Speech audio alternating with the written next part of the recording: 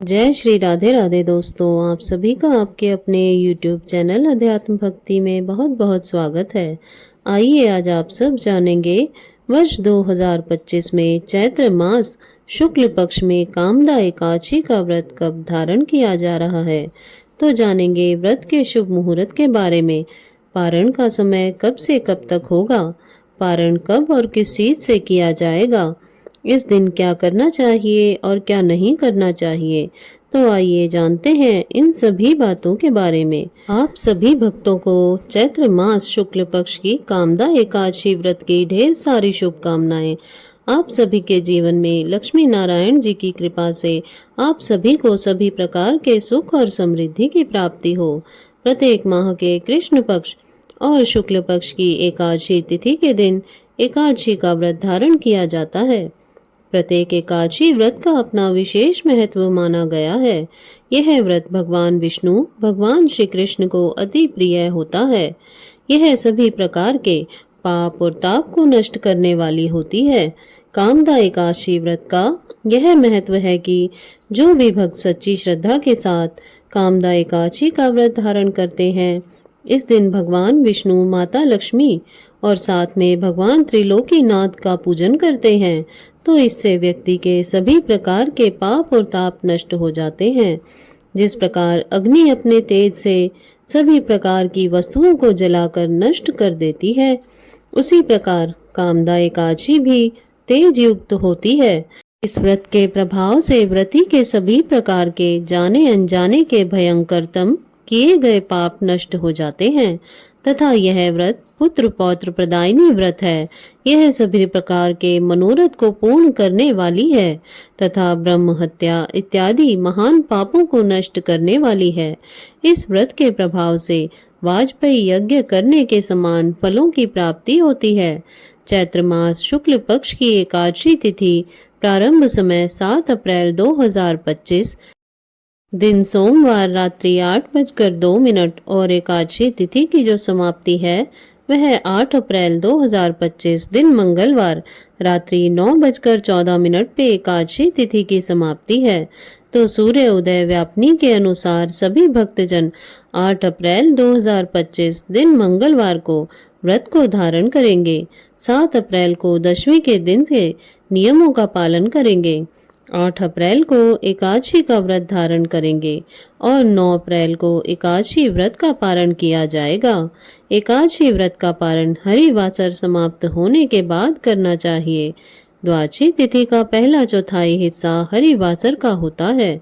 तो द्वादशी तिथि की जो समाप्ति है वह 9 अप्रैल 2025 दिन बुधवार रात्रि 10:57 पे द्वादशी तिथि की समाप्ति है।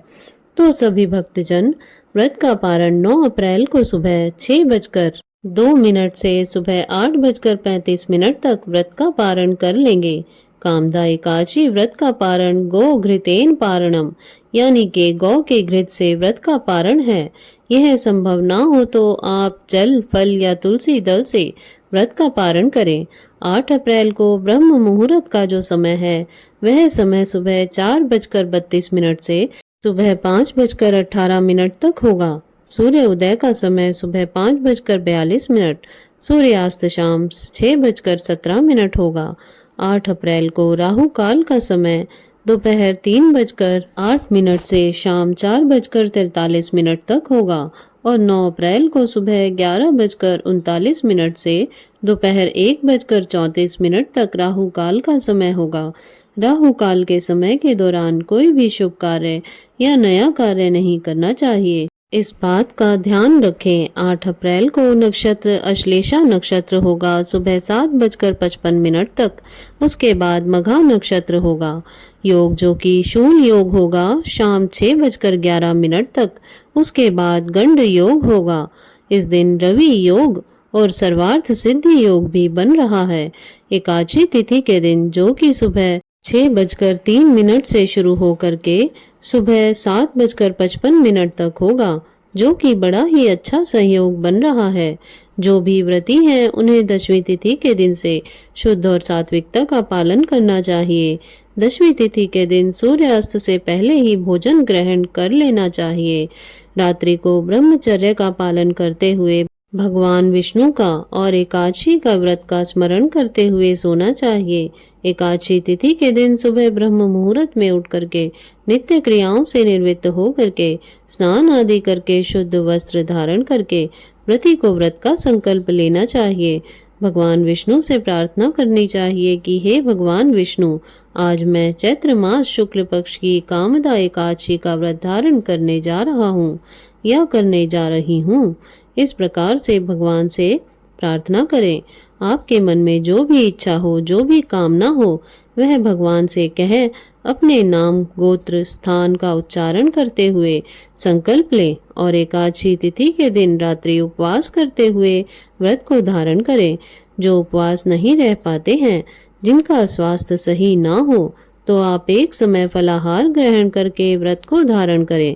इस दिन भगवान का सुबह और शाम के वक्त पूरे विधि विधान के साथ गंध पुष्प धूप दीप आदि से पूजा करें। भगवान को तुलसी दल अर्पित करें। अनेक प्रकार के नैवेद्य दूध से बने हुए वस्तुओं का भोग लगाएं। इस दिन खास करके भगवान को जोरा लवंग अवश्य ही अर्पित करें। इससे अनंत पुण्य फलों की प्राप्ति होती है। लौंग चढ़ाने के बाद भगवान को मुख शुद्धि के लिए पान पत्र लौंग सुपारी इलायची के साथ भगवान को अर्पित करें। द्रव्य दक्षिणा चढ़ाएं। इसके बाद फिर कामदा एकादशी व्रत की कथा का श्रवण करें। भगवान विष्णु के स्तोत्र चालीसा आदि पाठ का श्रवण करें। भगवान की आरती करें। इस प्रकार से भगवान का पूजन करें।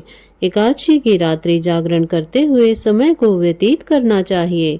द्वादशी की सुबह उठ करके स्नान आदि करके शुद्ध वस्त्र धारण करके भगवान का पूजन कर लें। भगवान की आरती कर लें। इसके बाद ब्राह्मणों को भोजन करवाएं, ब्राह्मणों को दान और दक्षिणा दें और फिर समय के अनुसार व्रत का पारण करें। इसके बाद फिर आप भोजन ग्रहण कर सकते हैं। जो भी व्रती हैं, व्रत के दौरान शुद्ध और सात्विकता का पालन करना चाहिए। अपने मन में किसी के प्रति ईर्ष्या या द्वेष का भाव नहीं लाना चाहिए। भगवान विष्णु के चरणों में अपना मन लगाना चाहिए।